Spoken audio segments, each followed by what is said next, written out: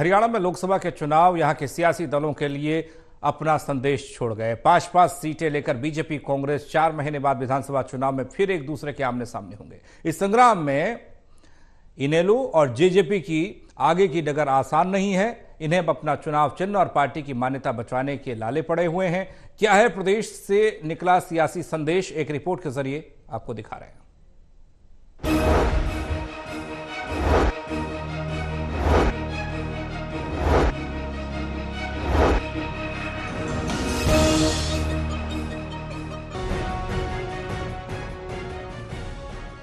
हरियाणा की सियासत में लोकसभा 2024 के चुनावी नतीजे अपनी छाप और असर छोड़ गए।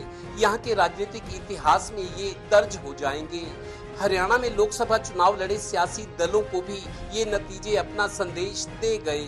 कांग्रेस को सफलता के बावजूद ये संदेश कि संगठन की मजबूती, एकता और पार्टी की 36 बिरादरी की छवि को पहचान देना, तो बीजेपी को ये संदेश कि अनावश्यक प्रयोग से बचते हुए प्रदेश में पीपीपी यानी परिवार पहचान पत्र, प्रॉपर्टी आईडी और किसानों से संबंधित समस्याओं और शिकायतों का समाधान जरूरी है, क्योंकि आगे चलकर विधानसभा चुनाव हैं।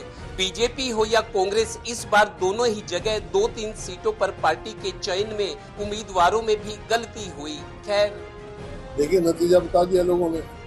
खाली पार कहने से पार नहीं होता है, काम करने से पार होता है, लोगों का मन जीतने से पार होता है। खाली अपने सुविधा के नारों से प्रभावित नहीं होते। अपने आप ही घर में बैठ जाए 75 पार, तो गया 400 पार। मैंने कहा था 400 पार कहते थे, आप बार बार मुझे पूछते थे। मैंने कहा था वो बात सिद्ध हुई कि भाई साउथ में साफ, नॉर्थ में हाथ, बीजेपी का गिर गया ग्राफ।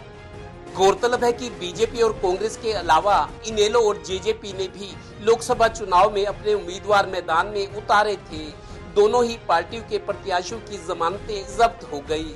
अब इनेलो को अपना चुनाव चिन्ह तो जेजेपी को पार्टी की मान्यता बचाने के लाले पड़ गए हैं। करनाल से लोकसभा चुनाव लड़े जेजेपी उम्मीदवार देवेंद्र कादियान को तो पानीपत शहरी सीट से सिर्फ 556 वोट ही मिले, जबकि यहां नोटा में ही 563 वोट डाले गए।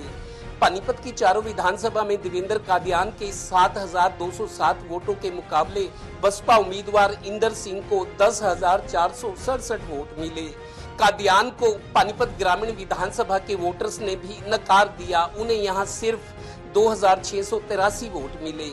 इसी तरह करनाल से एनसीपी की टिकट पर चुनाव लड़े मराठा वीरेंद्र वर्मा लगातार अपना छठा चुनाव हारे। उन्हें इस बार कुल 28,500 के करीब ही वोट मिले।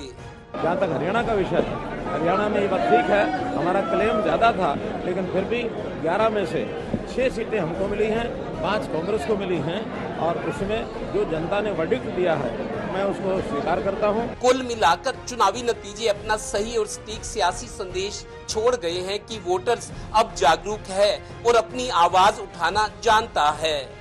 आंकड़ों की बात करें तो इन चुनावी नतीजों में प्रदेश की 90 विधानसभाओं में 46 में कांग्रेस और आम आदमी पार्टी को बढ़त मिली है।